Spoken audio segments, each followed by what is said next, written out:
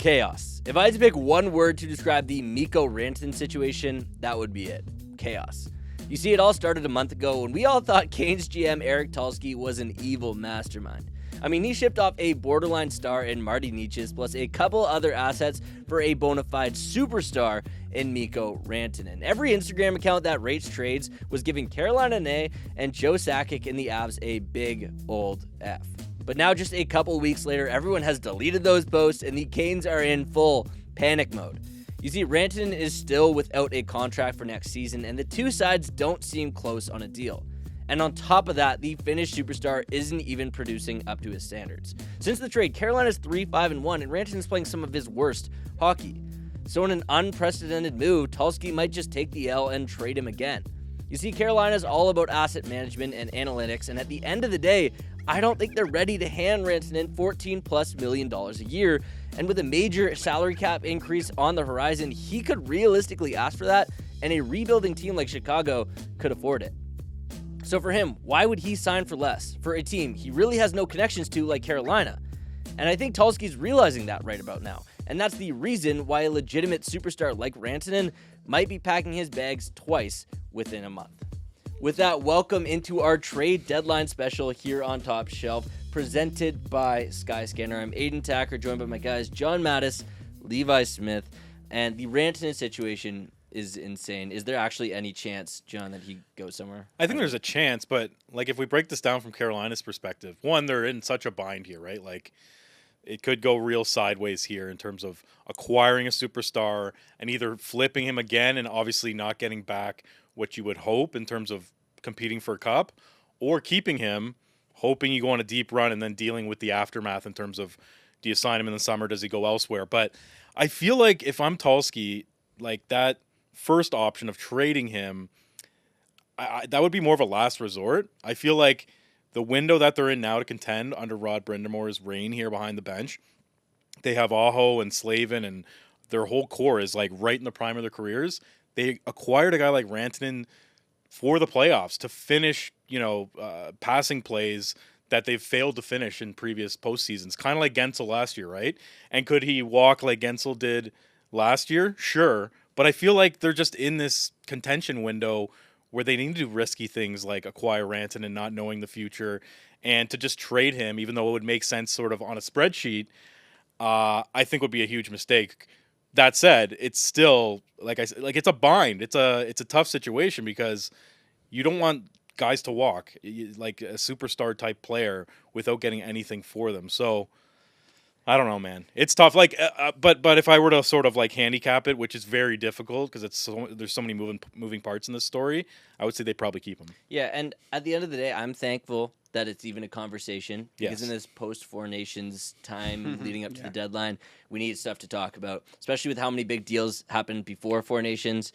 We're like, okay, who's even around and all this stuff. So the Rantanen conversation is at least exciting, and especially because there's just not a whole lot of intriguing UFAs out there. But there are some intriguing assets available, so I went ahead and didn't take the top 10 forwards who I think are most likely to be moved, but I decided, I was like, who are the top 10, like the best 10 forwards that I could see getting traded, right? So Rantanen is number 1 on top of my list. The guy right after him is Elias Pettersson. Before I get into the rest of the list, Levi, I haven't even let you speak yet on this show. I've been seeing this idea about like a Rantanen for Pettersson deal. What are your thoughts? Could you see something like that happening?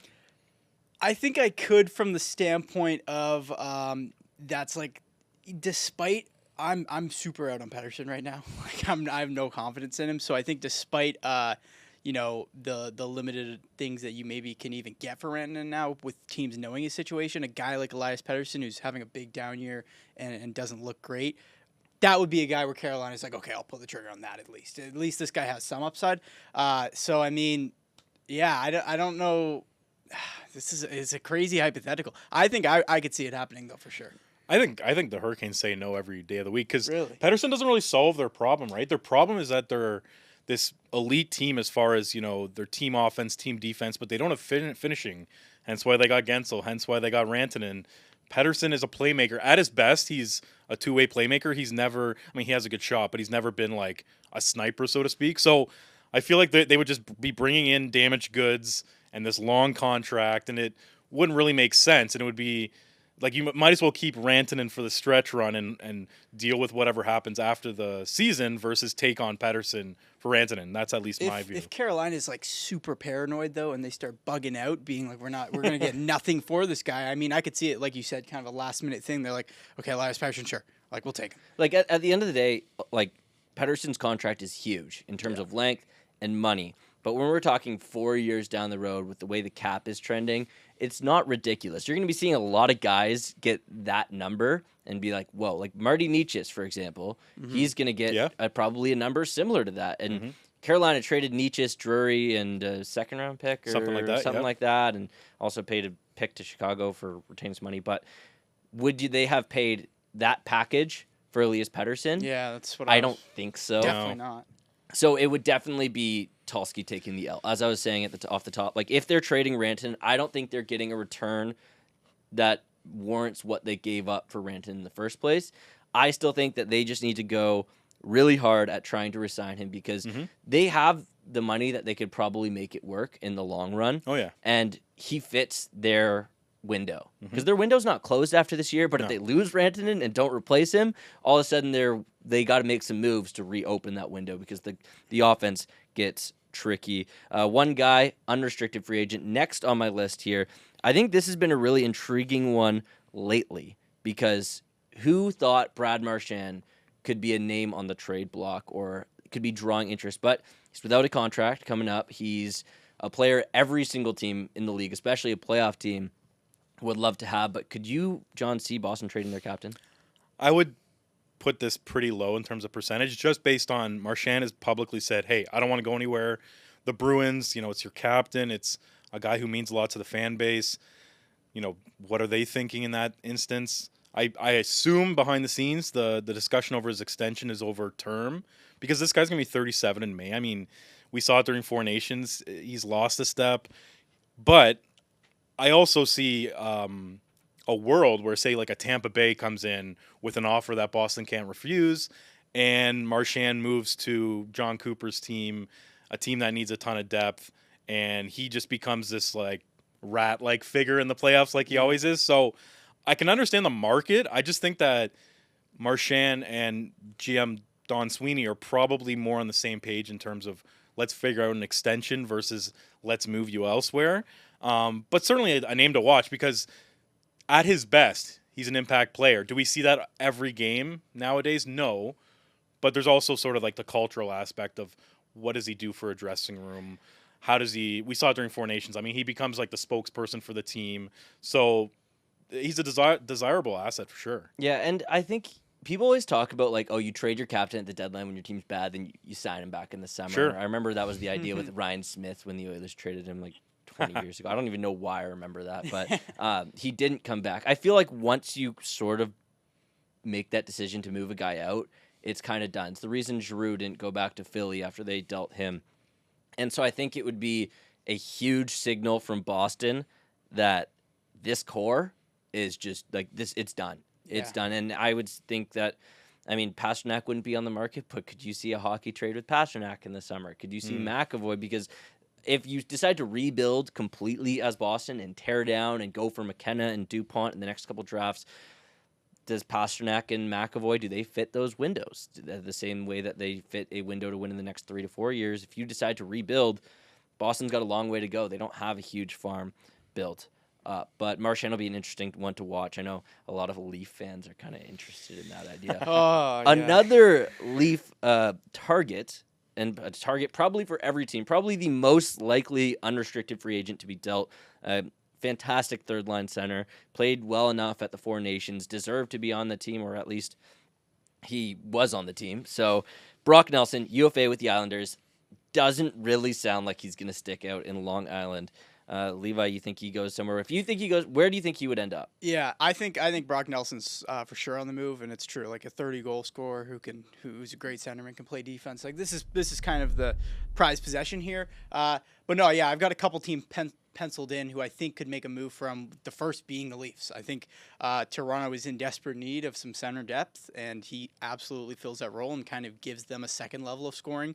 Or if you want, you could bring him up and put him beside Matthews and have him on that top line because they're kind of plug and playing McMahon and Matthew Nyes. So he's super versatile, which is huge. And I think the Leafs have a couple younger guys who, if they really think they can win this year, which they think every year, I think that they ship one of those guys off. So what do you think about this Here we go, potential deal? Easton Cowan, second-round pick. They don't have a first-round pick, the Leafs, so it'd be a big package to give up. But when you're talking about the most desirable unrestricted free agent probably on the market, or at least the most gettable one, there's going to be 10 to 15 teams making calls probably on this player. So the Leafs would have to give, and without a first-round pick, you got to give up the next best thing, and that is a first-round level talent. There's other guys they could consider, maybe like a Ben Danford or some of the other guys, but Easton Cowan's probably the name that a lot of people will think might get floated out there. Who would say no to this trade, though, Levi? I think if I'm the Leafs, I'm doing this trade. The Islanders, I guess it would kind of depend on the what the market looks like for Brock Nelson, but I think it's more or less a win-win here. I think you've got a lot of upside in Easton Cowan, but if you're Toronto, like this is one of those guys you have to trade a guy like Easton Cowan if you are serious about going all in for the Cup. So I would have no problem with that. We also don't exactly know what his ceiling is. I think honestly, before the World Juniors, maybe I would have said no to this trade, and then seeing how he performed on that stage, you kind of start to come back to reality. Like, is this just another Nick Robertson or something? Not a guy who's going to be an all-out crazy goal scorer. So, yeah, I think this is probably the Islanders are leaning more towards saying no than the Leafs are. I would definitely pull the trigger. Yeah, no, I like that, how you frame that. And the one thing that pops out to me, you mentioned with Cowan and the World Juniors, and sort of like he's got this like Leafs halo around him, right? Yes. Like Leafs prospects get built up a little more than others, right? So, does that work in the Leafs advantage here where not including a first round pick, but including Cowan, it sort of makes it all work as far as his stock maybe being inflated. But if I'm the Islanders, I mean, there's probably a better deal out there, right? There's probably a first rounder, because that second round pick from the Leafs, I mean, that's in like the 50s, because they're going to be like a top 10 team. I think the discussion though for the Islanders is, do they want a first round pick probably in the 17 to 32 range? Yeah. Does that player make an impact on your team soon enough for a Islanders run team where Easton Cowan might be ready to suit up for your team next fall? So that's the interesting discussion of like, are you going to get a better player from 17 to 32? Do you trust your scouting staff? But I'm saying a first and Cowan. Like, I'm saying that the Islanders go, we've got another deal with another team with a first and a good prospect. So we're going to take that. You know what I mean? Like, I think the Leafs maybe have to up the ante, and I assume they have their 2026 first round picks, so maybe it just becomes a matter of that. But I also don't think this is like a crazy trade. I think that it's relatively fair. Again, with the context of like Cowan's stock is probably inflated. Yeah, and at the end of the day, an unrestricted free agent like Brad Treliving, historically as a GM, has never really been one to go crazy at the deadline for an unrestricted. He loves to build his team in the summer, so I'll be curious to see if he ponies up for that big free agent like everybody's expecting him to with the season that they're having. But is there a trade on the horizon for Toronto?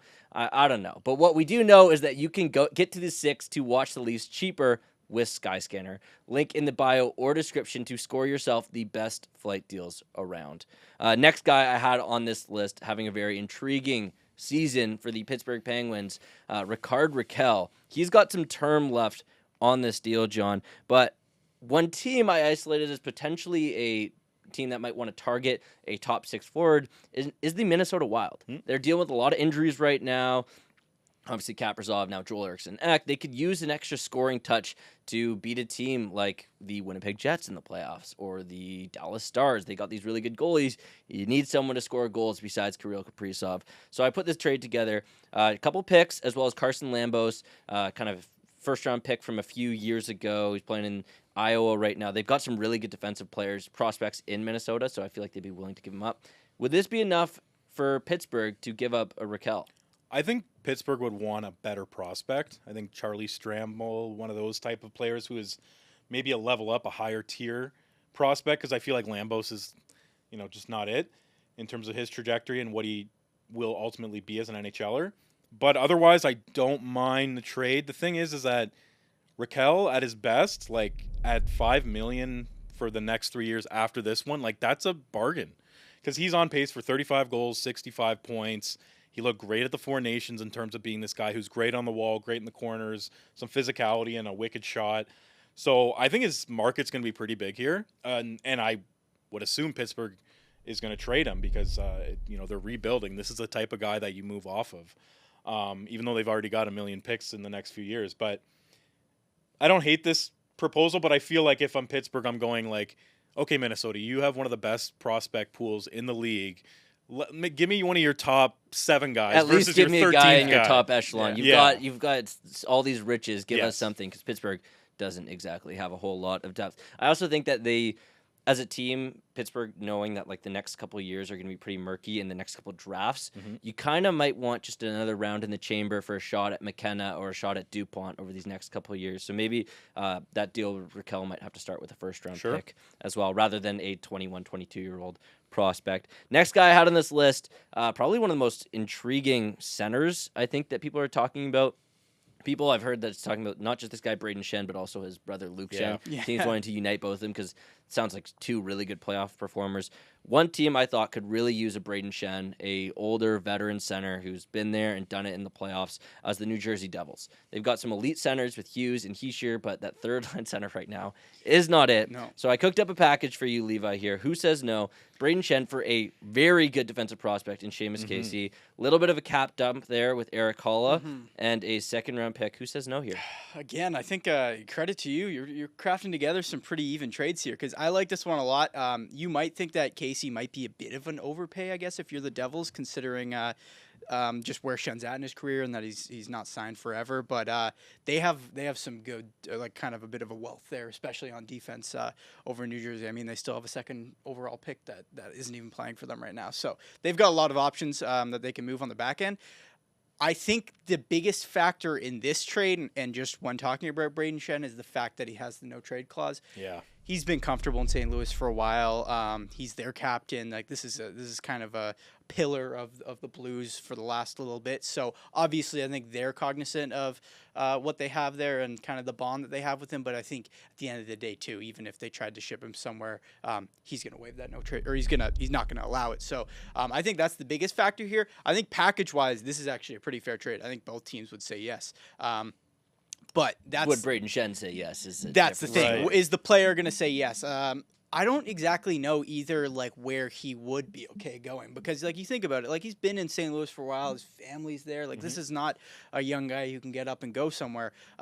So like he's from Saskatchewan, I think. He can't go. There's no team there. I guess Winnipeg, because he played in Brandon. He's played for Philly. Like think- he's been around. He's been in the States for a long time, and maybe he wants to move to Canada, but he's probably set up shop with all his. Well, and listen, stuff like there. New Jersey's basically New York, right? Like, so that'd be a pretty good experience. Yeah, it's for not the family. worst spot for sure. And like I said, like regardless of that Devils package, this would be an awesome move for them to bring in a guy like this. Do you think the Devils would rather give up Seamus Casey or Simone Nemec? Casey's the one who's gotten probably looked better this year. Nemec is the one who he was the reason he went second overall. Yeah. Who do you think they would rather give up? I think Casey you'd rather give up. And so they have Luke Hughes, Nemec, Casey, and Anton Salayev coming. So, like, with that in mind, I think this is a perfectly reasonable trade. If it was any other team and it was just, like, Casey and they have no other defensive depth in terms of prospects, then it's, like, ease up, guys. But I think that this is, when you're in a position of strength like New Jersey is with their defensive prospects, I mean,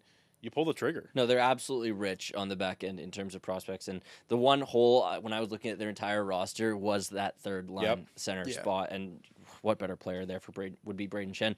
Another guy who could be really good there, too, I have on this list is Ryan O'Reilly. But Nashville's in a really interesting situation where they just tried to build a new core, and it didn't work out this year. Do you think they would keep Ryan O'Reilly, see what happens, what this team looks like a year from now, then kind of look to make a move? Or do you think Ryan O'Reilly could be on his way out, John? My hunch with Nashville is that they're looking at this year more as a mulligan than like a full, representation of what they could be. They spent all this money in the summer. They previously had brought in Luke Schenn and Ryan O'Reilly. Like, they try to build this veteran core. And I feel like it's almost been a perfect storm of things not working out. That, you sort of take a step back in the offseason and go, okay, we're going to start all over again next year, and then we'll go, okay, this is not working out, let's start moving bodies out. That's just like kind of a hunch, but O'Reilly obviously would be highly desirable on the trade market. So, Barry Trotz is in is in a tough situation there. Yeah, last one forward I've cooked up a little package here for. He actually just got injured week to week. That's Trent Frederic, but it has been announced that he should still be in play at the trade deadline, which makes me think he will be in play at the trade deadline.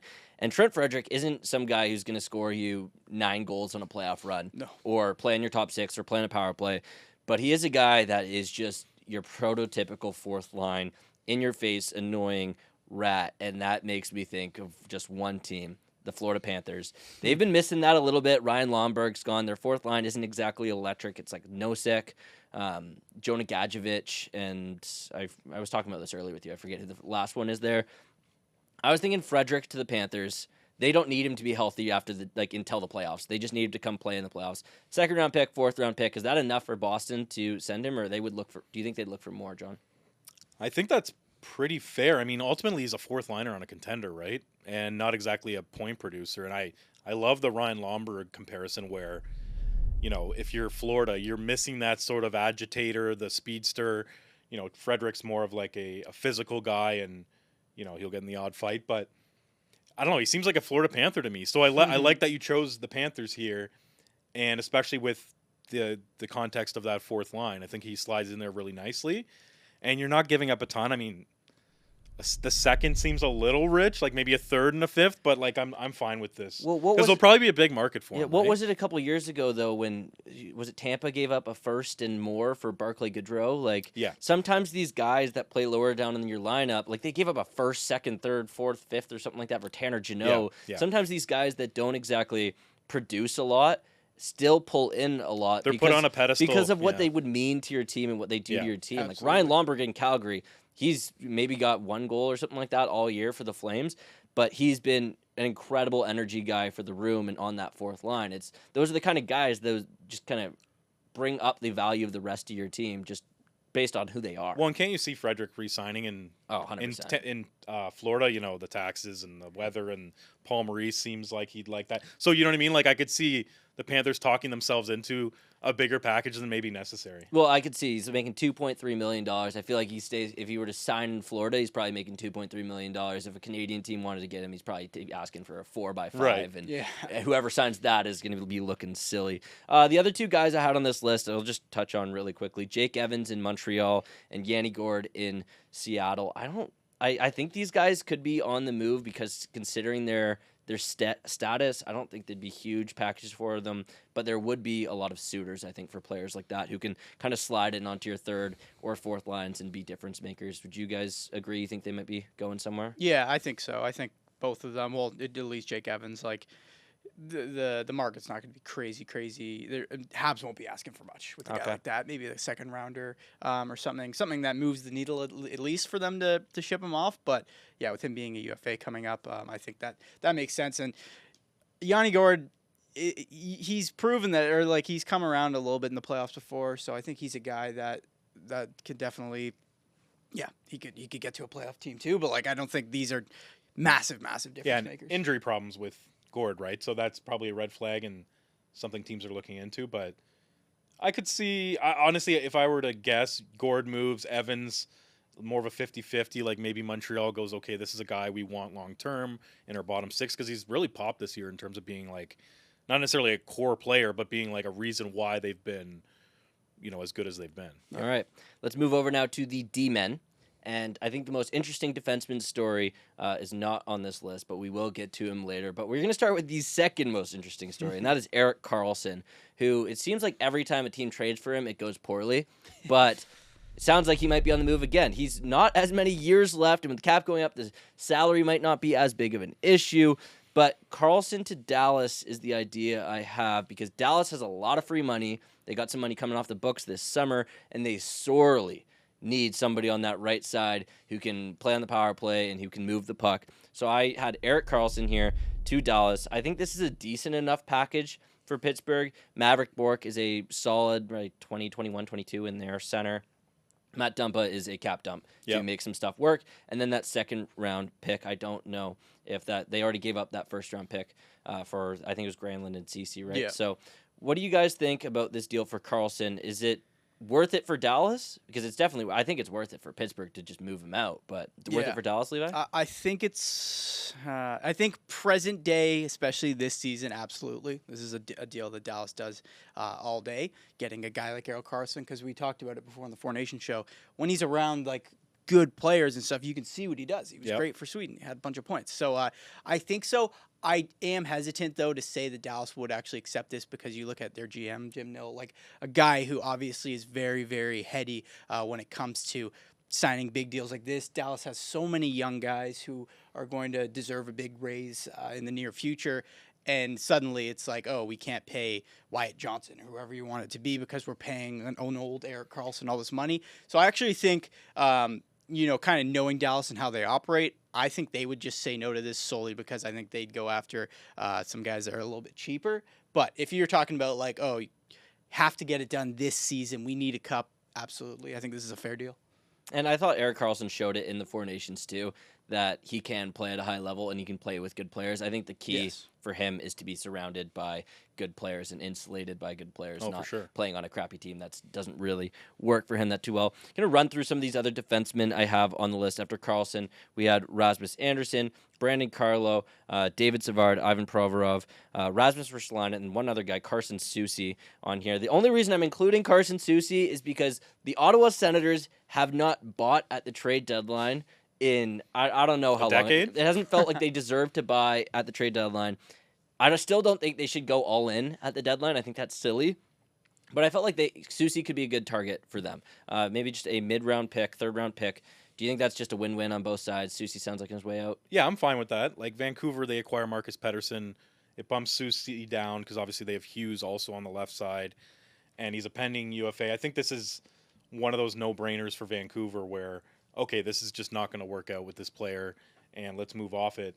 And then Ottawa, I mean, their blue line's a little, like, convoluted. Like, I like their top three guys, and then it really falls off.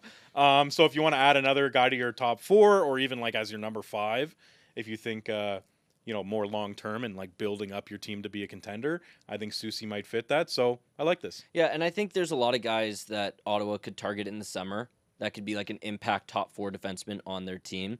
But they've got a Yakimchuk coming up, and they've got obviously Sanderson to lead the charge. I don't think now is the time to be giving up your first-round pick.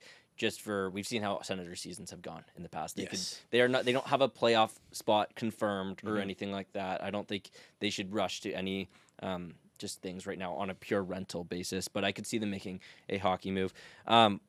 Speaking of a hockey move, goaltenders don't typically get traded at the deadline.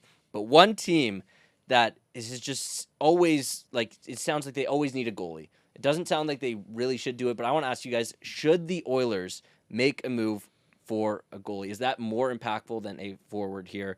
There's lots of guys on the board here, Binnington, Gibson, Vamelka, Lindgren, Vladar, that are rumored to be available. Could you see the Oilers making a move? Maybe. Goalies rarely move midseason, and I say that as the Avalanche, acquired two goalies in a matter of like a month earlier in the season, but it can be hard to pull off. I really like the Jordan Binnington idea as far as bringing him into a cup contending team. This is assuming that the Blues have sort of given up on this core and are ready to sell off. Feels like they're still debating that. It relates back to Braden Schenn and some other players like Colton Parayko.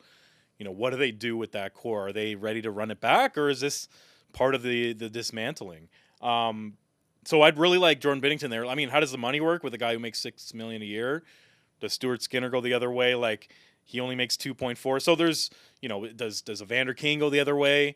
He makes 5 something. So there's a way to make it work, but one is, are the Oilers willing to give up the assets?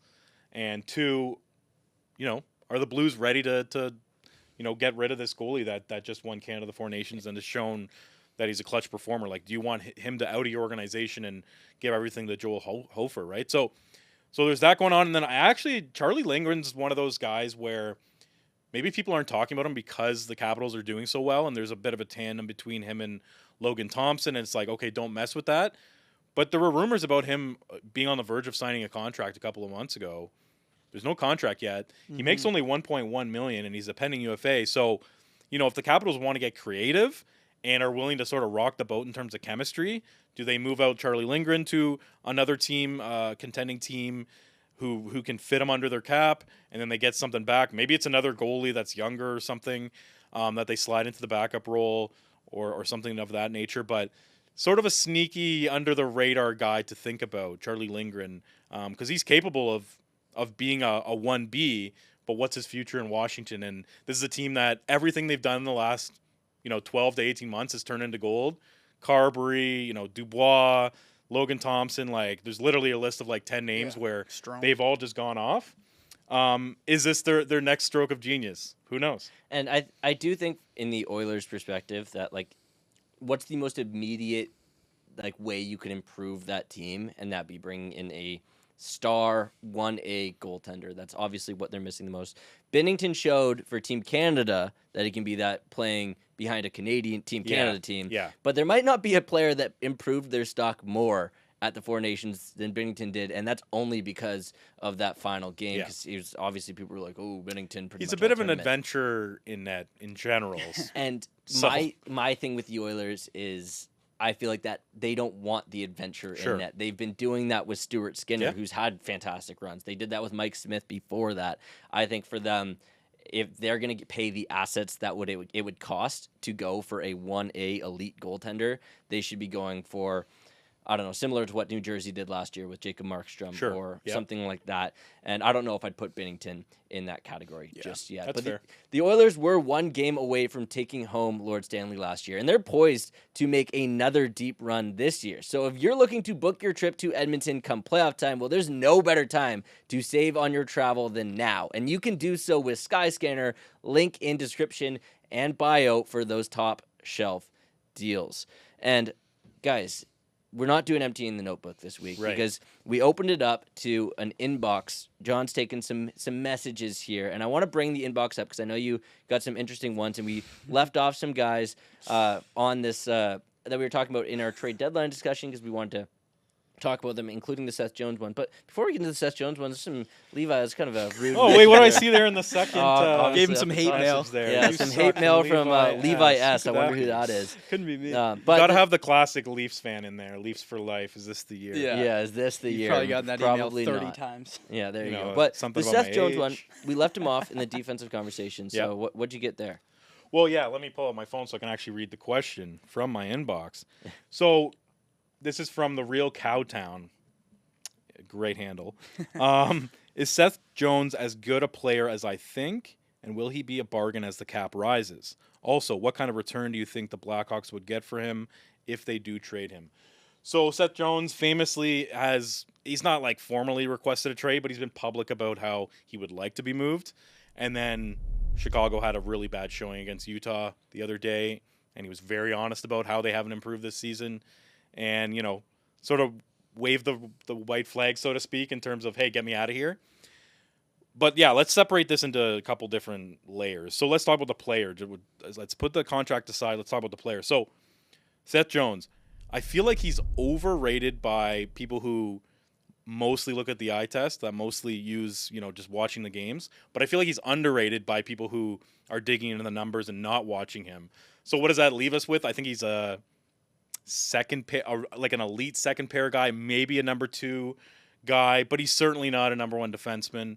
And we thought he would get there, right? Like, this is a guy who was a 4th overall pick, who had some all-star appearances early in his career, and who we thought, okay, he's on like a Norris contender trajectory. He hasn't quite got there, but he's still a quality defenseman. Yeah. And the thing with him in terms of where he's at right now, this year hasn't been pretty for him. Like, if you look at his what the stuff that he's usually good at, which is the transition game and helping with production. Okay, he's got 27 points in 41 games. That's really good for a defenseman. But then you look at the underlying numbers, or at least like sort of the transition stats, stuff that he usually is really, really highly ranked. He's fallen off a bit, in terms of zone entries, zone exits, completed stretch passes, completed first passes, stuff like that. So there's something going on there, and obviously, injuries play a part. Playing on this terrible Blackhawks teams play a part. So, put him in some more structure. Put him in a place where he's in the top 4, but he's not the guy like he's been in Chicago for a number of years. Hey, you're cooking with oil, right? So, I feel like it's important to sort of set the scene where it's like Seth Jones is such a weird guy to get a handle on because of, expectations versus reality. And then you throw in the contract, which, let's face it, in the salary cap era, it's very important. So he makes $9.5 million. That's a lot of money for any type of player, let alone a guy who's not necessarily like a no doubter top guy on your team in terms of the blue line. And he's got 5 more years after this one. So that's the tough part. It's not so much that AAV, it's the length. That's really tough. This guy's 30 years old. So you put all that in the blender and you think, okay, will he be a bargain as the cap rises? I don't know about that. Tough. I think you need to have retention for this contract to look okay. At 50%, I think that's a bargain on a rising cap. But at full fright, no, I don't think even because his play's gonna decline, even though the cap will be going up, right? So I think it'll sort of even out, and it'll just be the same as it is this year, where you go, this guy's overpaid. Return, that's a tough one because I think you're gonna have to involve a third team for retaining salary on him, and I think that when you factor all that in, and the fact that the Blackhawks don't need to trade him, right? Like, the guy signed a contract. He also has a no move clause, which ties their hands. But like they don't have to trade him because once they trade him, they also need to replace him, right? So do you want this terrible team to get even worse? How are you going to find your next Seth Jones? And they just there's no real pressure aside from him coming out and talking about it. He's still got 5 years left.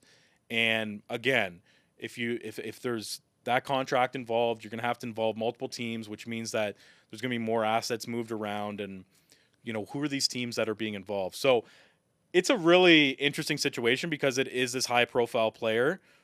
And if he was on a more team-friendly deal, I think this is like a whopper of a situation heading into the deadline. But it feels like an off-season draft weekend move versus something that happens over the next week or so. Yeah, and I think that makes sense to me. I think Seth Jones deserves a little bit of grace in terms of like his play and his numbers over the past few years because he's been playing for the worst team in hockey. And you look back to when he was drafted, I wonder, I wish I had the stat on me, but how many defensemen have played more minutes than Seth Jones over the last decade? Like, probably a very short list because he's been relatively healthy his whole career, and he might not be a number one defenseman, but he has played number one defenseman minutes almost the entirety of his career. He is a minute muncher, as they might say. I'm curious, would you pay more for Seth Jones as a contending team or for Erik Karlsson? Because the Erik Karlsson deal is shorter, a little bit more expensive, but he might bring something, like he brings that offensive edge, but he's also older. Who knows how much he has in the tank. Where with Seth Jones, okay, you might be building your decor around this guy for the next 5 years. I think I'd rather have Karlsson. Karlsson? Yeah. Would Like you if agree you're with talking contenders where it's like, we want to win now, I think that he has a higher ceiling. like in Dallas, terms of, for example. We put that package together. You wouldn't pay Maverick Bourque, Dumba, and a second-round pick for Seth Jones if you're the Dallas Stars? I don't think so. No. Okay. I honestly, if you're trying to win this season or next season, I'd go Karlsson. But I think for the future, I think, like John kind of said, he's still got some underrated qualities about him. And I think that, he sometimes a guy, like defensemen are a little bit different, where you get up there in age, you kind of plateau a little bit more than a forward who just drops off the face of the game. So I wouldn't hate it if you're like, I don't know, 5 year, you have a 5 year window to work with. A team like, I don't know, New Jersey or something could pull something like this off. I mean, New Jersey, the last thing they need is another defenseman. Yes, and especially another defenseman. They got so many talented ones coming up that are going to want $8, $9, $10 million a year. I don't think you need to put one on your cap. But there's going to be a lot of teams interested in this guy potentially in the summer, or there's a lot of teams kicking tires at least to see what it would cost them. Let's get back to your inbox, though, see if you got anything more. I think I saw one there. What else we got going on? The Red Wings here. Yes. Detroit, buy or sell. That's interesting. We haven't really spoken about them, but they're in an interesting spot because the Yzer plan is on track to maybe make the playoffs this year. Yeah, I mean, they've been incredible under Todd McClellan. So the Red Wings, buyers or sellers, my concern is that they are buyers trying to get into the playoffs, but realistically, they are probably not going very deep if they do make it. Hate to give up prospects and or picks for a shallow run. I get it. Like, it's a tough situation that Steve Yzerman finds himself in, but I'm actually on the side of somehow having your cake and eat it too here, where you're both a buyer and a seller. Seller, okay, get Tarasenko out of there. That hasn't worked out. Buyer, I mean, does it just become something where you try to replace Andrew Kopp, who's out for the year, with Dylan Cousins?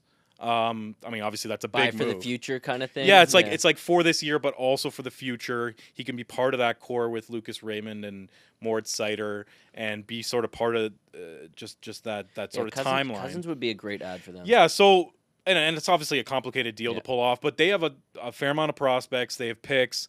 We've been kind of waiting for them to do a move that makes sense for their timeline. They've made a bunch of signings in the summer. You don't think Kane makes sense for their timeline? Well, yeah. But still, like, he's, Kane is this sort of legendary player, so I Yeah. get it. But they made a bunch of bonehead signings in terms of the defense, and sort of just we're way too short-term in terms of the thinking on that front. But I think that Cousins would be a really intriguing buy, and they've got a ton of cap space, so... Yeah, I mean, you want to reward a market and a core that's been through the ringer. I mean, it's been 8 years without the playoffs. It's an original 6 team. The playoffs are right there for the taking, especially with the coaching change, making it night and day. I think there's, what is it? I think it's 17, 5-2 since the change. Something along those lines, like a really high points percentage. So, yeah, if they can sort of, move bodies in and out and not be too... dramatic about it, if you will, and have both timelines going in terms of this year and moving forward, I think that'd be ideal, although, easier said than done. And, I don't, only one team wins the cup every year. Obviously, that's not a crazy statement by me, but like sometimes you just have to kind of start building towards your future of getting them playoff experience. You need to get into the playoffs to get playoff experience for this team. You're never going to predict the Red Wings to win a cup until you see what they look like as a team in round 1 of a playoff series or round 2 of the playoff series. You build along the way. That's why I think a guy with some term would be a perfect ad for them. Maybe they're not a Brock Nelson territory, but maybe they're like Dylan Cousins or a Rickard Rakell or a guy with a couple of years who can help this team kind of push in towards the future. And that, thanks to that inbox, interesting questions from those guys. We're going to flip the script now, though, to Top Shelf Trivia, where I think it was... Josh was on on no Tuesday. chain for, Took a dub. He actually's never he's come on the show 3 times and won every single time. Yeah. John. So the chain is up for grabs right now. Nobody needs it. Levi, what you got for us today? Yeah, today's a fun one. We're talking trade deadline, so I kind of went through the archives, and what I did is kind of handpicked some notable rental players over the last, I want to say 6-ish years. Okay. So I'm going to have you guys go back and forth, and all I need you guys to do is tell me what team rented them. Okay, So cool. all of these guys were just on a team basically for, the last 20 or so games, playoffs, did not re-sign there. So it's going to be interesting. There's a couple guys where I'm like, is this going to be really hard? And then there's a couple where I'm like, they should get this. So I'm interested to see where you guys go. We'll have you go back and forth. I'll So start is it with... just what John goes and then I... Okay. John will go. He'll take a swing at one. Obviously, if he gets it or if he doesn't, it goes to you. But that's the idea of it. NHL trade deadline rental trivia. So we'll start with you, John. Our first player up, Vladimir Tarasenko, and so it's taken into account too the team he's pictured in first. So where did he From the get Senators rented to where? from the Senators? Yeah. My mind goes to the Red Wings because he's there now, but he wasn't a rent. Like, oh man, this is really throwing me for a loop. Where did Tarasenko go? I got it. Do you want to? Oh no, I know Florida. Oh, There you go. Florida Panthers is correct. Nice. Like, Yes. where did things not work out? Where for he Tarasenko? had a full no trade clause. Although he I'll wants go the to cup. Florida. You can't get anything for it, but I'll go there. Florida's like, okay. Yeah. We'll take ya. Won the cup. Russians love their Florida. Was it a good rental by the Panthers? Not really. I mean, they they won. got the Yeah, cup I guess though. if they won, but yeah, he didn't quite work out. Yeah, but that's correct. 1-0 John. On to our next player, Tyler Toffoli Teapot from the Devils. from the Devils. This is again a last season move. Last season got traded from the Devils to the Jets. Winnipeg Jets is correct. Nice. That is correct. He's been all over the place, so I thought that one might be a little bit challenging because he's He's been traded so many times. especially in the last little bit. From considering how good he is, it's kind of surprising, but that's correct. 1-1. On to our next player. It's Max Domi off of the Blackhawks. I believe this move was 2 years ago, or maybe it might have been 3 years ago, because he's been with the Leafs now for 2 seasons. But where did Max Domi get rented from Chicago? My mind goes to Carolina for some reason, but I also did he even play for Carolina? Jeez, this is tough because he's played for so many teams, but I think Montreal, but no, he was there for multiple years. Obviously not the Leafs. Oh my God. I'm just telling you, producer Adrian gave me a look just now, so I think I know it. Go. I think go. I know. It's the Canes, right? It is not the Hurricanes. Oh, producer No. Adrian. So we gave both me got for a that look. wrong. Producer Adrian messed with you. Yeah, I guess we'll go no point there. Max Domi, Stars. Oh, Aw. yeah, that Dallas totally happened. Stars had that quick little Yes. stint there in Yeah, Dallas. and producer Adrian's selling right Yeah. now, so Yeah. definitely He was- definitely knew He it. definitely knew it. Yeah. It's still 1-1. Back to you, Aidan, with player number 4 here. Jonathan Quick from Well, the Kings. Interesting, because he ended up in New York, but didn't he get cap dumped to Yes. Columbus? I want to say. Which answer? The Columbus part's correct. Do you So want? Are you submitting the New York? Well, I'm pretty sure he got left from LA to Columbus. So that would be the next one. But So then, Columbus is your guess? but then he went to New York. So You can say Columbus, New York, if you'd like. I'll say Columbus, New York. That's incorrect. I've got the Steel Vegas. Oh, Vegas go. Golden Knights. You know, I was. There he goes. I So was- it was lifted the Columbus, then trophy. Vegas, then New York? No, what did I screw up? New York in the offseason. Yes. Okay, so it was Columbus was The right. Columbus was correct, Yeah. which is the part where I was He was like, disgruntled. I think you guys would get Vegas. I didn't think anyone was going to talk about the Columbus. Well, I just part. remember him being so mad about Columbus. Yeah, he was there, and I remember they put up like a post, I think, like, "Oh, thanks for your time here, Jonathan Yeah. Quick." But yeah, it's Vegas. That's correct for John. 2-1 John now. On to player number 5, Claude Giroux from the Flyers. So this is a bit of a throwback. This Where is a did bit of a Claude throwback. Giroux This go is for- 2022 deadline. Oh my! I got it. I think it's the Panthers. Panthers is correct. Yes. I think that's twice now. Woo! Aiden's had it, and then John Yeah. remembers it. Yeah, you referenced this earlier in the show, so I was like, okay, Yeah. Aidan will have this one for sure. It's a matter of if it goes to him or not. But yeah, he was there with the Panthers. Did not come back to the Panthers. So that's 3-1 now for John. Player number 6, Ilya Kovalchuk. Kovalchuk. Okay, we're going from 2022 layup Giroux to This is Kovalchuk yes, when? a little bit of a step. This is the COVID season, 2020. So he came back. I came- totally forgot he came back in the COVID season. This Came is the back, bubble year? The Or bubble, I believe so. It was 2020 when the 2020 deadline. Okay, and he got traded and then didn't obviously. Came back to the Habs, got traded somewhere, and it's actually where he retired. A little bit of a hint as well. It's the last team he played for is the team we're looking for here. Do you know it? I have a good guess. I don't know. I don't really know. I'm gonna go with Nashville. Nashville's incorrect. Kings. Kings is incorrect. He was with Oh. LA, I think, before. Both wrong there. Ilya Kovalchuk finished his career alongside his buddy Ovi with the Capitals. Yes. way. No, That's I, where he I went. actually have a weird Habs recollection of that. flipped him to the Caps. He I actually, completely forgot that. he yeah, was I part think of that he was bubble. in the playoffs with them. I don't think he was terrible either. I think he was Wow, okay. why with did he the come Caps. back? I don't know. I don't Whatever. know. But yeah, double incorrect there again. So you guys, it's 3-1 on 3-1. through 6 players. Yeah, how many Yeah. players are there? 4 more left. 4 more left. Okay. Ooh, okay. 4 more left. So yeah, you're gonna have to pick it up, Aidan. And we're going back to start with John here. Another- Wayne Simmons, 2019, when he finally departed from the Flyers. Who rented him? My mind goes to the Leafs, but then he spent some time there, so that wouldn't make sense. Where did Wayne Simmons go?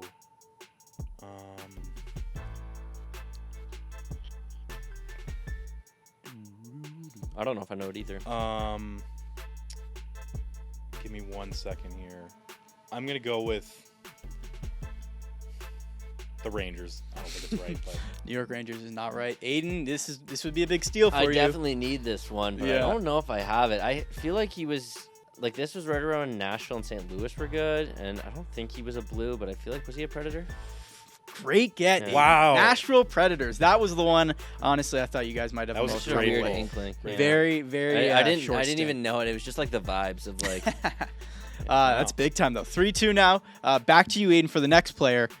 Matt Zuccarello off of the Rangers. Obviously, off of the Rangers. had a long stint with New York. And what year was this? Got rented by a team in 2019 for their cup run. He popped in to the LA Kings organization. LA Kings is incorrect. Over to you, John. It was a shot in the dark, to be honest.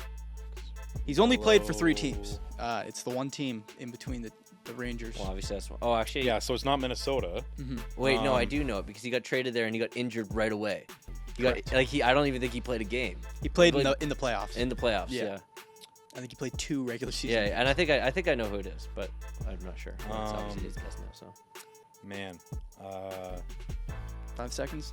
I'm just gonna say Oilers, even though I know it's wrong. Oilers is wrong. Was it the Stars? It was the Dallas Stars. Oh, how did I not get It that? was the Dallas Stars. Do we give it to you? No, I don't get that point. You don't want I that point? get All right, 2 players left, 3-2. Aidan needs to make some noise here.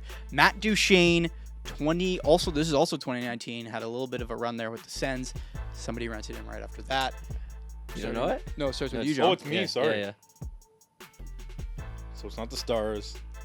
And is this? No, he was in Nashville for a while. Man, who rented him though? Was it another Canadian team? I'm gonna go with the. Man, I do not know. I'm just gonna go with Vegas, even though it's wrong. Vegas I'm is just- incorrect. I believe he Bombing got us. traded there with his buddy to the Blue Jackets. Columbus Blue Jackets. Oh. There They we went go, all in. They Ben. brought in How did I not- Shane. They brought in Panarin. and then the Bob? other Kyle Oh, they Turris. already had Bob. Kyle Turris, Yes. Show me Kyle Turris for the next one. And I got it on line. That's correct. That was 3-3. good. I should have had that. 3-3. And this is the 3-3 one? here. This is the last one, and I'll be honest, guys. I don't have a tiebreaker ready, so Okay. I think we go until someone gets it. It's Rick Nash I got it. off of the Rangers. Big Bad Bruins. Aidan's turn. It is the Boston Bruins. Come on. 2018, Nash's final stop. Went over to the Bruins. Wow, what a come from behind win there. 4-3 turned it for Aidan. around. That's big, but this was I just honestly. let that slip away. I had so much fun. It was like the going Leafs through in the these. playoffs there. You It was want rough. you want this? Yeah, buddy. These wins weren't coming a lot to the start. and I They're just racking need to up for get Aidan as here. many I won't. stills I won't and write it down. time on here yet, to but wear this. is chain that thing. Aidan? I think we're tied now. John. And you know what? Kyle's got Incredible. 3 dubs on there from Josh. So Yeah. So you're in the saying grand that you're. scheme of things, I'm Yeah. tied for the lead. He's right in his prime right now. Yeah, but grand scheme of things, tied for the lead. Here, that was so. fun. That was fun. Wow. I love Got the chain. the rental. The idea of the rental and just all of these. These are all big name players, and they just get to go somewhere for literally 30 games, even less sometimes. So It's so fun. When I think of rental players who've been traded at the deadline a billion times, there's like one guy that comes to mind, Lee Stempniak. I think he's Yes. played Yeah. for every The king single of team rentals. in the league pretty much, and I feel like he's like we're talking about Rantanen at the start of the show, getting maybe traded twice in a season. I think Stempniak might have averaged 2 trades per season, pretty Yeah, much. yeah, seriously. or at least 2 teams. Him and per Mike season. Sillinger. Mike Sillinger, Yeah. they called him Suitcase because he was traded so often. Yeah, well, hey, that's a reference of why your inbox There is you asked go. if you're There you 50 go. years old. But There you go. That's all right. But that's all the time we got for this trade deadline episode of Top Shelf, brought to you guys by Skyscanner. We'll be back on Tuesday for another episode. Hopefully we got some trades to talk about by then. But if not, we will see you next time.